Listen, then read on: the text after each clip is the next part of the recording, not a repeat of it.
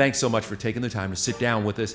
Now that the show is wrapped, can you explain the logic behind Alicia's journey?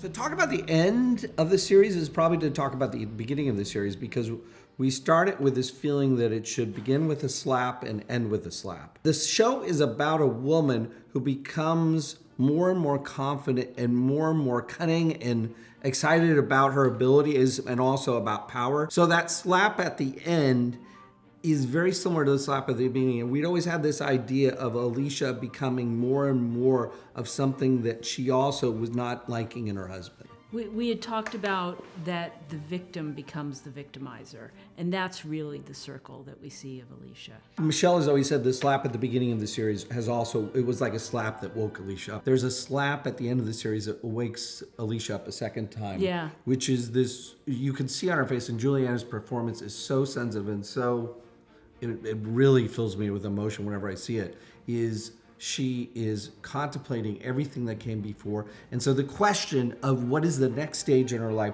is she going to take that into account? I think that's also what we see with the ending. Why did Alicia betray Diane? In my mind, she didn't knowingly betray Diane. That was not the point. If anything, Diane was collateral damage. She was so focused on she had to save Peter in a way to save herself, because as Jason suggests, if he had gone to prison, she would have been tied to him forever.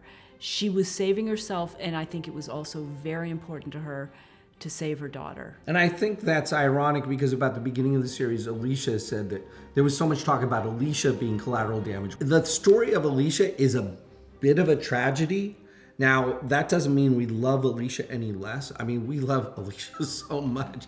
But to be honest with the character, she was moving in the direction where there wasn't that much room between who she was and who her husband was. Here's a big question. Who does Alicia end up with? Well, it's clear that she is going after Jason there at that end scene. She made a decision. Yeah. We wanted it to be a little ambiguous. I mean, because in many ways, the last episode brings to a climax three things that are going on in Alicia's life that are represented by three individuals in her lives: Peter, Jason, and then Will Gardner. Peter is about weight.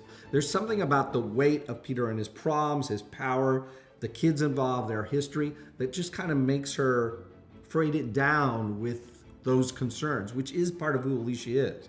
She is this good wife. She is this good girl who likes to take care of other people the way she took care of her brother. Second person is Jason, who kind of represents weightlessness. I mean, look, he's giving her property on Mars. None of it with him is either taking that seriously. He likes to take up and go. So that was a contrast. And then the last thing is Will Gardner. I was going to say, we were so fortunate in able to get Josh Charles back. He really is, he's fantasy, because he's the love that got away, so she can make him, in her mind, anything she needs him to be. And I think that's this kind of trinity in her life of which direction does she pursue. I think we left it a little ambiguous, but it's clearly she's made the choice to move beyond Peter, which again, to me, is what's so tragic about the slap, because as soon as the moment when she wants to move on, she has found that she's become sort of him. And finally, what do you want fans to take away from the finale? Well, can we say this? The show has never gone in for easy answers. And there was a version of this show where she could pursue the love of her life, who might be getting on a train or into a car or taking off, and stop him and hug him. But there was something that needed to be honest. There's something in her that has changed over the 7 seasons. And the audience has seen it in minute detail. This kind of slow corruption, slow decision, lawyering, requiring you to zealously represent your clients, even irrespective of what the truth is.